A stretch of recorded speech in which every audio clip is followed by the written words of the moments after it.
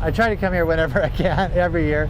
This place is like family. It's like the greatest road on earth to race on. There's just so many aspects that really make this an epic experience here. And so I definitely wanted to come back this year. And I also had enjoyed, in 2010, I was the first person to really bring a road racing based car to Pikes Peak, which was the GT3 Cup. And then in 2011, I ran the highest horsepower Porsche that they had built for the public, which was the GT2 RS. So after driving that car and driving the previous year's car, I thought I'd driven the best handling car that Porsche makes, and then I've driven the most powerful car that Porsche makes. I wanted to combine those two things. So that's why I really wanted to come back with that. Every car that I've driven here at Pikes Peak, I've had a sense of wading towards the summit. You know, they just start to fall off from the horsepower.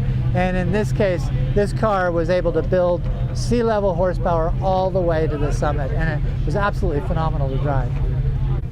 You know, it would be hard to imagine a racing circuit that has more exposure to danger than Pikes Peak.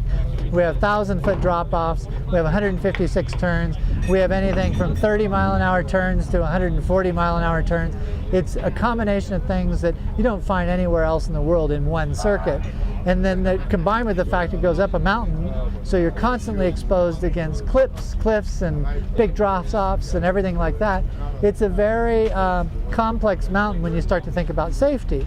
Obviously, the rules of any motorsport event require you to have certain levels of safety.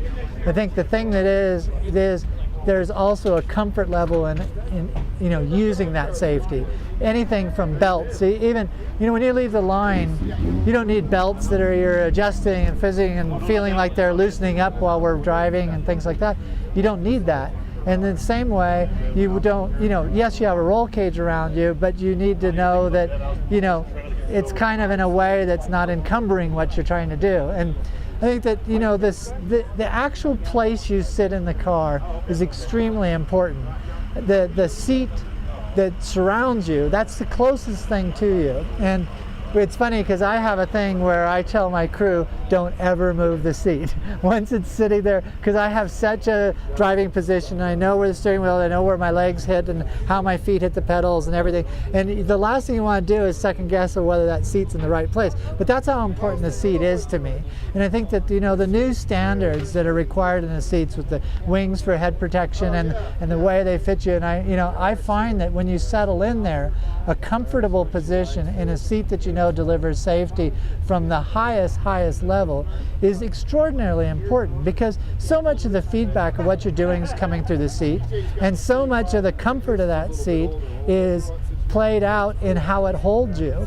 And the last thing you want to do is be fighting your own body inside a space while you're trying to control things at the ends of your arms and the ends of your feet. So the fact that that seat can hold you and in a position, and the wings are there to protect you, your head protection in there, the fact that all of that works together in something that's quite comfortable, that's what the RECARO seat really does for you. And I think that that's extraordinarily important. When I first started racing in 1994, my factory seats that came in my Carrera 4 were RECAROs. And so I kind of go way back with the brand and have driven in a number of variations of them and all. And, number one, I think, when you get to this level of racing, you want something lightweight.